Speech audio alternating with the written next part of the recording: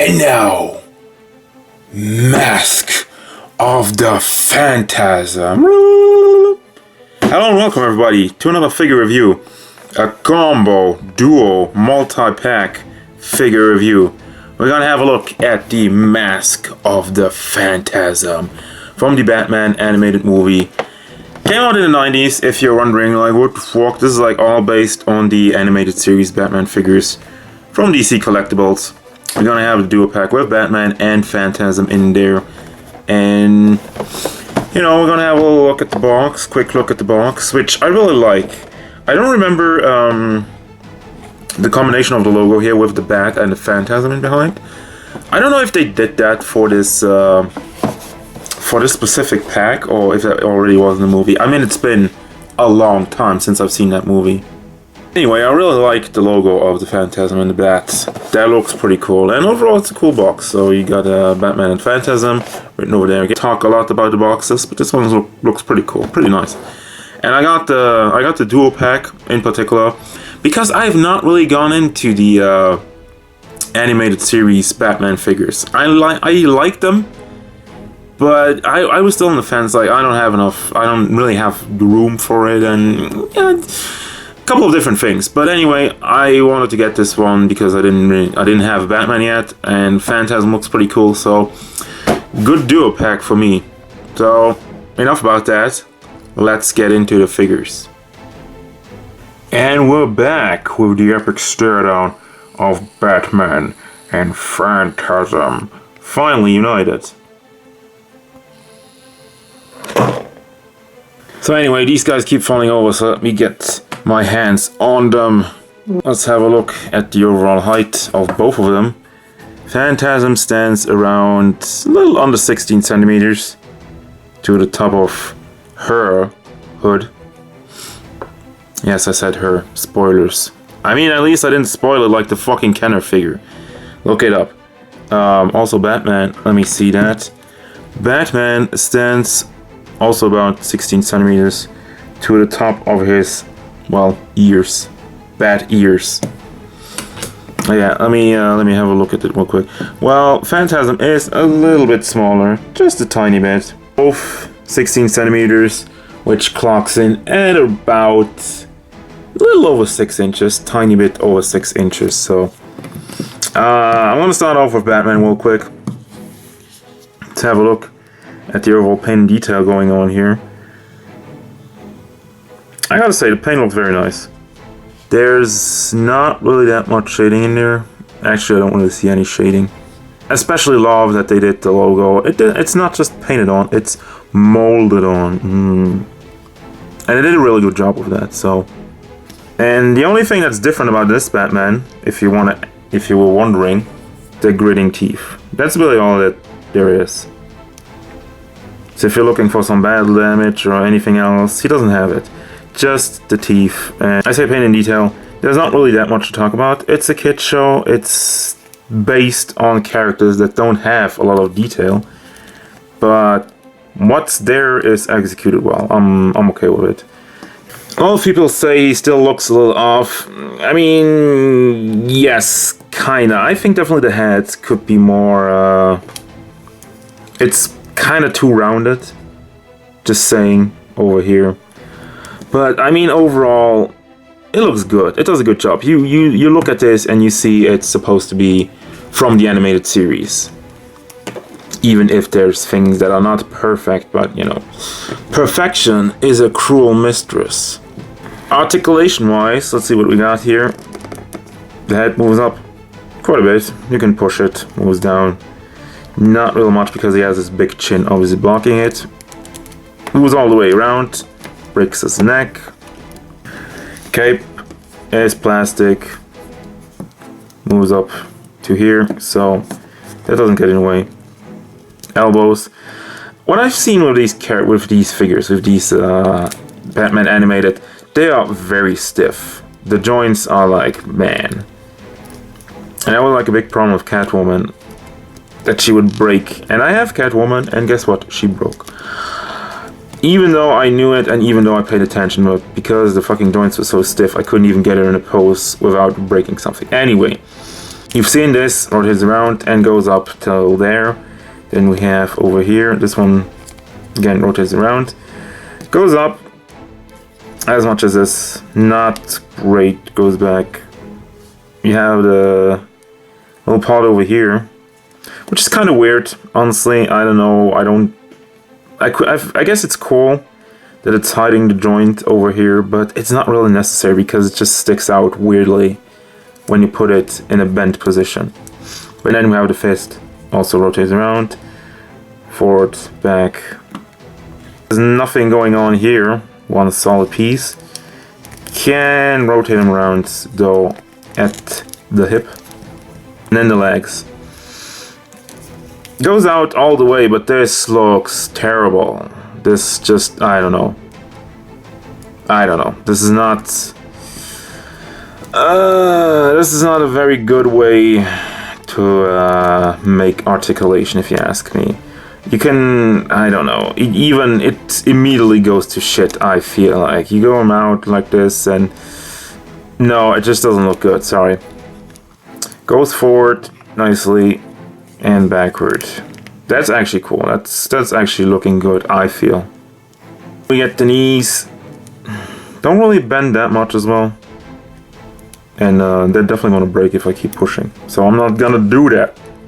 And we have the feet, which have an ankle rocker. Yes, okay, there it is. There it is. Oh my god, goes out. Ah! Painful. Ankle rocker is actually amazing. Holy crap, you get a lot of motion out of that one. Also goes back and forth very nicely. So articulation wise, this is pretty good. Before we move on to Phantasm, let me have a look at the accessories. First of all, he comes with a base. We have the art style of the character, which is very cool. I like that. However, I feel like the base is crap, honestly. You have like this flimsy part. There you go. And then you get this claw. The claw is good. The problem is, why does it just have a stick?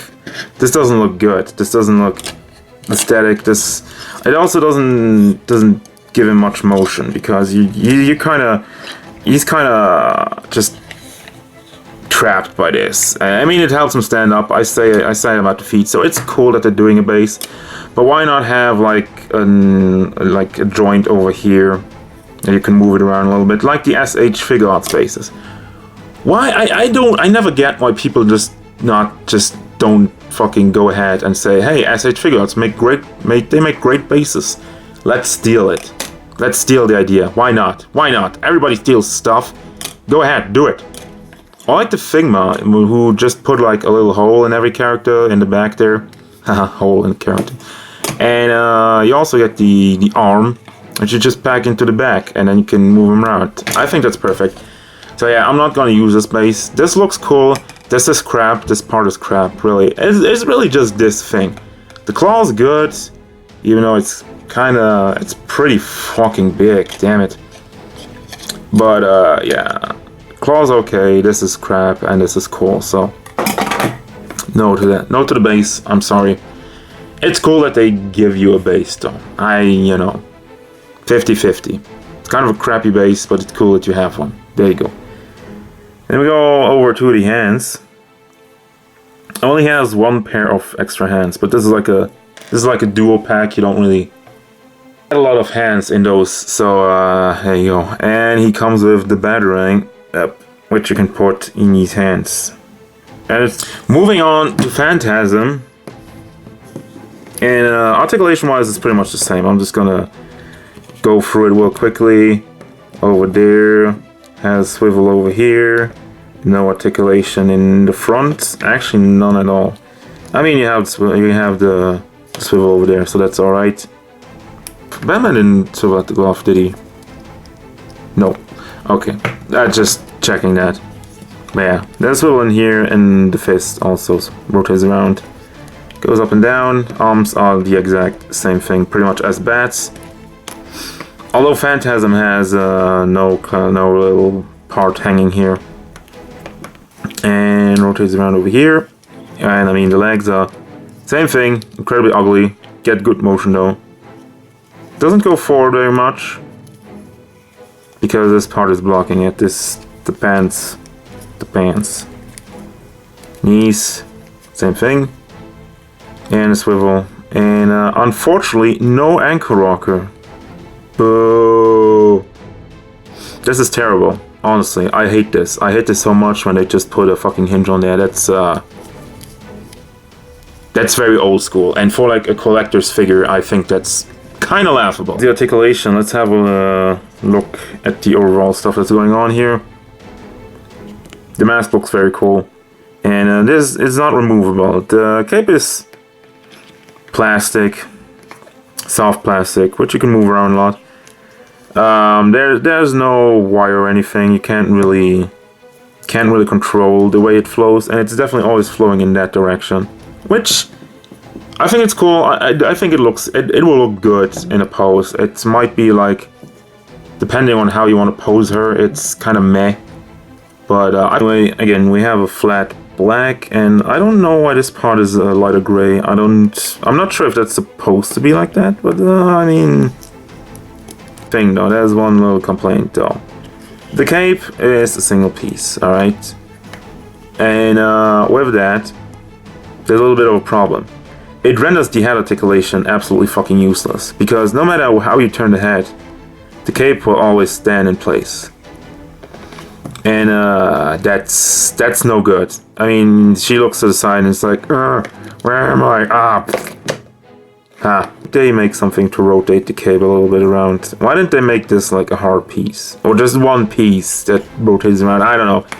This is kind of pointless. Again, head articulation, I mean, let's have a look at it real quick. Goes up, gets blocked by the cape, goes down.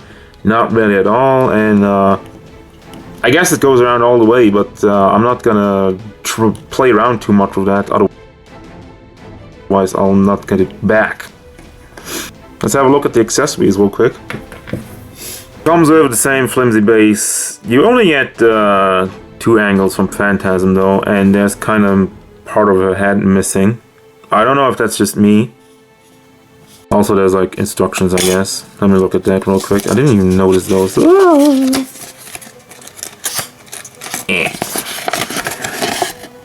Really like the artwork for those. Bringing back the classics. Looks just like it. Yeah, you can take the hands off and put them on the base. There you go. Here's the Phantasm extra hands. Only go on the right hand. You cannot replace this. Just to be noted. They've kind of like open paw, claw, blah, blah. And this one, which is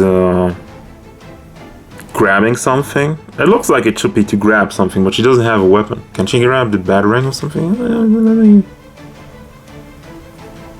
Yeah, okay. Could be to hold the batarang. Cool. I mean, why not? That's gonna be all for the Batman Mask of the Phantasm Duo Pack by DC Collectibles. Think about this. Well, you know, I'm not blown away, but for the price point and everything, it's above average, like I would say like that. It's not a 10, but it's definitely higher than a 5, so take that as you will. Look nice. I think the size is right. That's a personal preference, obviously. Articulation's good. Use a little bit of shading. Use a better base, or if you're not gonna do a base, then, you know, put that money into making a bit of better figure. And obviously the problem with Phantasm's mask going on. Other than that, if you're a fan of the series, this is definitely something for you. And this doesn't knock the ball out of the park, which they could do. I mean, they're on the right track. They're definitely on the right track, but that'll be it for me. Don't forget to leave a like if you've enjoyed the video. Don't forget to subscribe if you want to see more figure reviews, gameplay stuff, and whatever the hell I feel like. And this is the real Payne, signing off. Until next time.